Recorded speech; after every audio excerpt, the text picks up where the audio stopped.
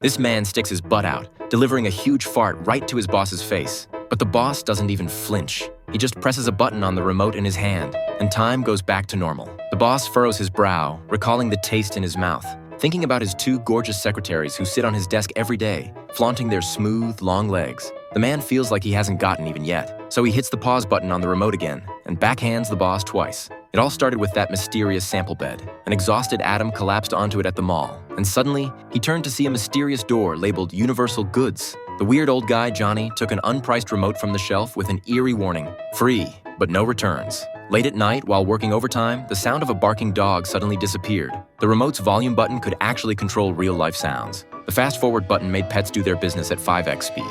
Adam hit the mute button on his nagging wife, realizing this was no ordinary remote. The next day, Adam confronted Johnny, demanding the truth. The menu button instantly took them back to last Tuesday. Pressing it again, he witnessed his own birth. This is a space-time remote that lets you travel through life stages. During a client meeting, he turned up the volume on their whispers, eavesdropping on key requirements. He tore up the original draft on the spot and rewrote the proposal, successfully signing the deal. Excited, he went home to buy gifts for his kids, only to be told by his boss the next day that a promotion was a long shot. In anger, he fast-forwarded straight to the day of his promotion, but found he had missed an entire year of his life. Family gatherings were set to auto-skip, and he later discovered his relationship with his wife had fallen apart, his kids growing more distant. He tried to change things, but found it was all predetermined. When he tried to return the remote, it just reappeared in his pocket. While talking to his boss, he accidentally mentioned wanting to be CEO, triggering the remote's program. Fast-forwarding 10 years, he became a fat, divorced man, with employees calling him the unfamiliar title of chairman. This time, Adam arrived at his son's wedding, seeing his wife in the arms of his rival.